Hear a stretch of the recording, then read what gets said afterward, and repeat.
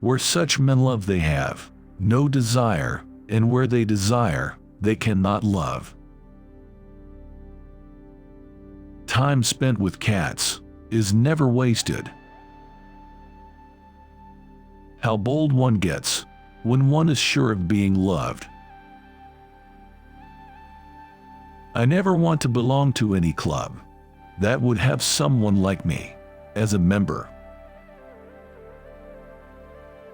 Everyone owes nature a death.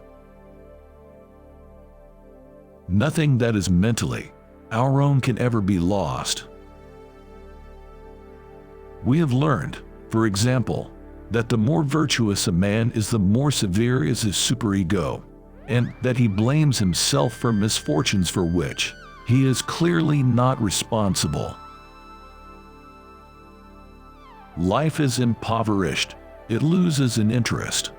When the highest stake in the game of living, life itself, may not be risked, it becomes as shallow and empty as, let us say, an American flirtation. If children could, if adults knew, all neurotics, and many others besides, take exception to the fact that interiorinas et faces necessitar. Dreams are often most profound when they seem the most crazy. That which he projects ahead of him as his ideal is merely his substitute for the lost narcissism of his childhood, the time when he was his own ideal. Woman, what does she want? Dogs love their friends and bite their enemies, quite unlike people who are incapable of pure love and always have to mix love and hate. When it comes to the small matters in life, one should think long and hard. But when it comes to the big ones, whether or not to marry, whether to have children, one should just go ahead and do it. We never lose what we really want.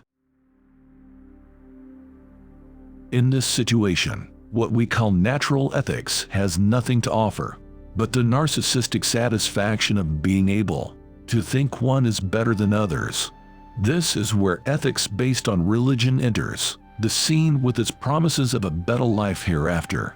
I am inclined to think that, for as long as virtue goes unrewarded here below, ethics will preach in vain. Happiness is the belated fulfillment of a prehistoric wish. For this reason wealth brings so little happiness. Money was not a childhood wish. The voice of the intellect is a soft one, but it does not rest till it has gained a hearing. Finally, after a countless succession of rebuffs, it succeeds.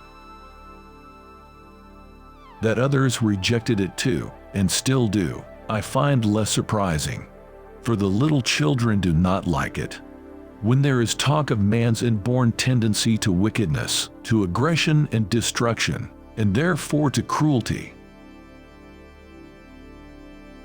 When people criticize me, I know how to defend myself, but I'm powerless in the face of praise. Words were originally magic, and the word retains much of its old magical power, even today. We were able to acknowledge that all these mutually contradictory opinions were right on some point in these complicated interrelationships, and to demonstrate that they had discovered something that was correct. Not that I know so much, but there are so many equally valid possibilities. For the present, I did not believe that anyone is justified in saying that sexuality is the mother of all feelings. A thing which has not been understood inevitably reappears. Like an unlaid ghost, it cannot rest until the mystery has been resolved and the spell broken. For those particular illusions, there may well have been a past. It is problematic, however, if there is now much of a future. Woman, who has just been delivered of a child. Her oven has caved in. The state has forbidden to the individual the practice of wrongdoing, not because it desires to abolish it, but because it wants to monopolize it, like salt and tobacco.